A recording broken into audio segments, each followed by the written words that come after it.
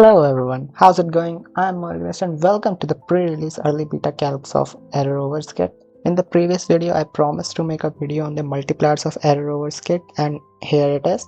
In this video, I will review all of their kit and explain how it's viable in the current meta using some charts, graphs and numbers to help you understand everything better and simply. And just before beginning the video, I just want to say that if you find this video helpful in any way possible, please hit that like button and if possible subscribe as well, as it helps my morale a ton. And now without any further ado, let's get started.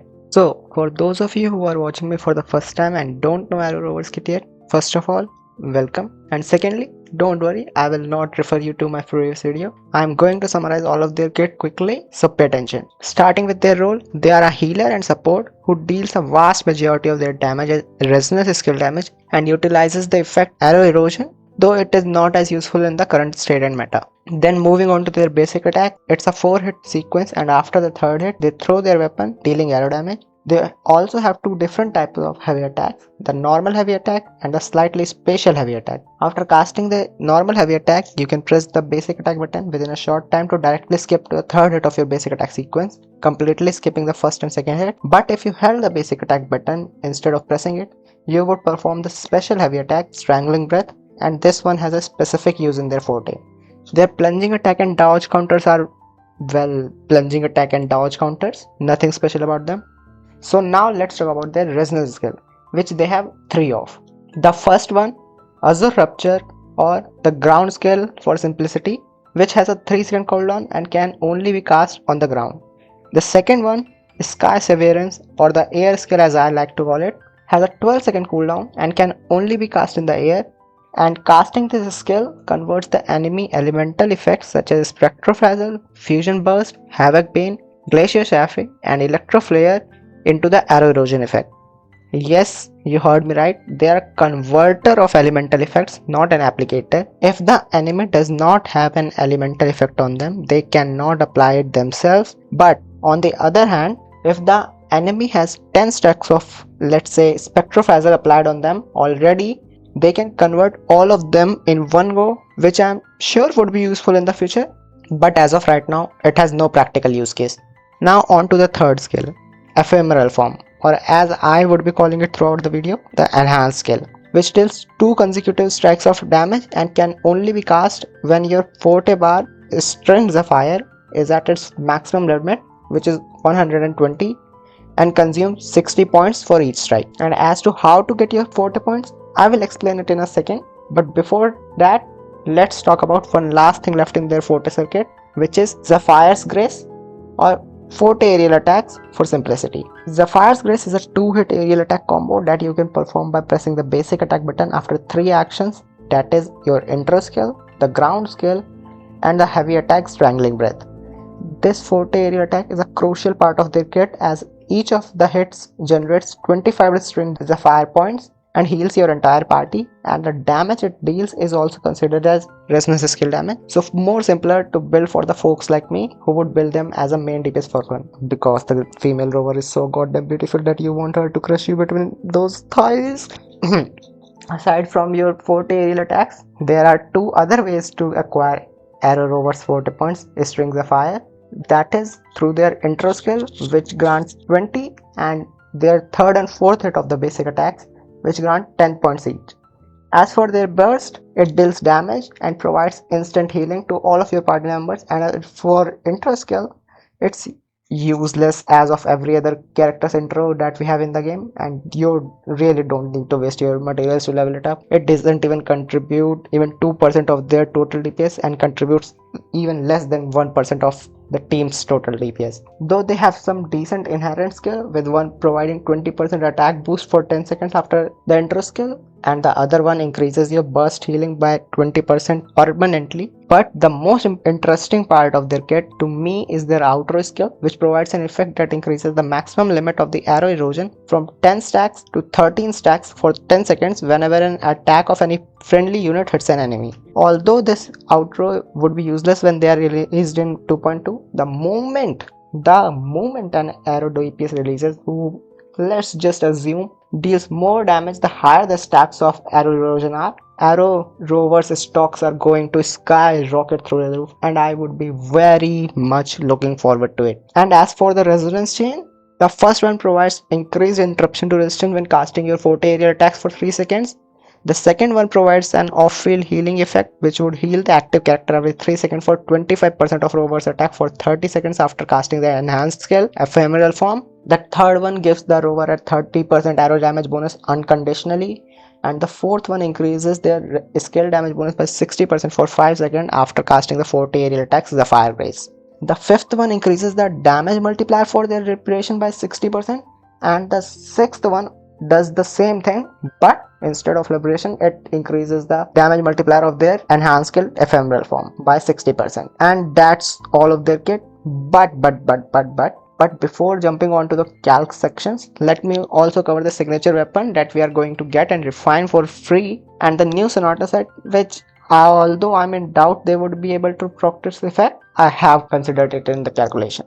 Their signature weapon, Blood Covenant, has 588 base attack and 38.9% energy recharge as its main stat, and the passive at R5 provides 26% skill damage for 15 seconds when performing healing, and it also reduces enemies' arrow resistance by 20.8% for 30 seconds after AeroRover uses their enhanced skill ephemeral form. The Sonata set provides a 10% arrow damage bonus for 2 piece, and at 5 piece provides team-wide 15% arrow damage bonus for 20 seconds when applying wind erosion, which in the current kit is not possible for them, but I have considered it in the calculation. So let's see them, shall we? So first of all, I am going to consider their main role, which is support and healing in the calcs, and after that we'll also spice it up a bit with the main DPS of Aero Rover calcs, which are not that good, but surprisingly for a support and healer character they are not that bad as well. So starting off with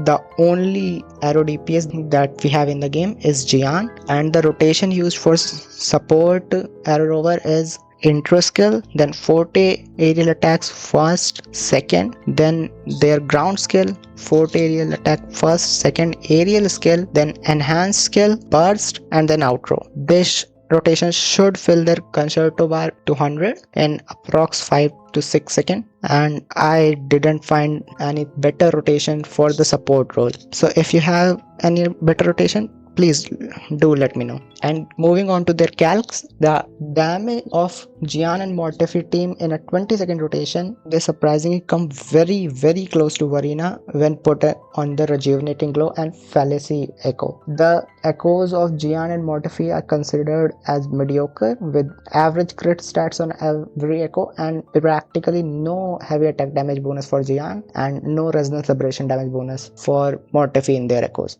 So these are base minimum numbers that you can expect. Of course, if you are Jian and Mortefi are more invested, these numbers will get higher. As you can see in this chart, the total damage with Aero Rover's R5 weapon, that 20.8% arrow resistance decrease is a massive for Jian. With that R5 weapon, it lets them compete with Verina and just a tight bit below the shorekeeper without her signature. Of course, shorekeeper with her signature extends far above all of the competition, but just as a third healer for your Jian and Mortefi team and freeing up Verina and shorekeeper from the team, they perform pretty good. And there's also this middle bar which represents them on their new set, but I have applied the asterisk because there's just currently no way for Rover to use this set on this team specifically, as they do not apply arrow erosion by themselves. And the DPS of this kit with Aero Rover, they are extremely close to Verina 1.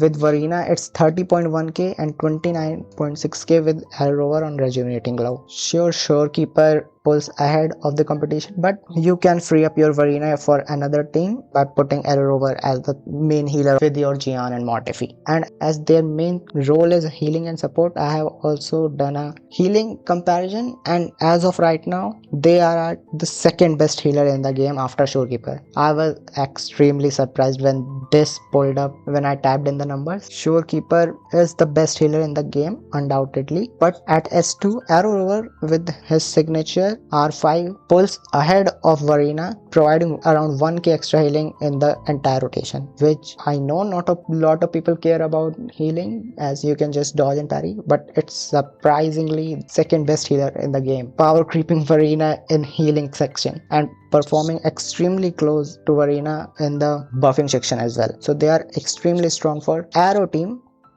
So that's pretty much all, I guess, for support section. And now we are going to move to the main DPS calcs, which are my favorite part of their kit. First of all, that baseline F2P team that I have considered at S6 main DPS AeroRover with Moonlit S6 R1 static mist Alto and S0 R1 Shorekeeper, a 25-second rotation team. The best weapon that they have is Blazing Brilliance, Changlis signature, and it should be pretty obvious as to why it is. It offers 48.6% crit damage, 588% base attack with 12% attack and 48% skill damage bonus, which most of their damage is considered as. The next best option is Blood Covenant, their signature at R5, which we all are gonna get for free. So you should have this for sure. You should have this. You should not use anything below this, not the standard sword, not the endless collapse at R5.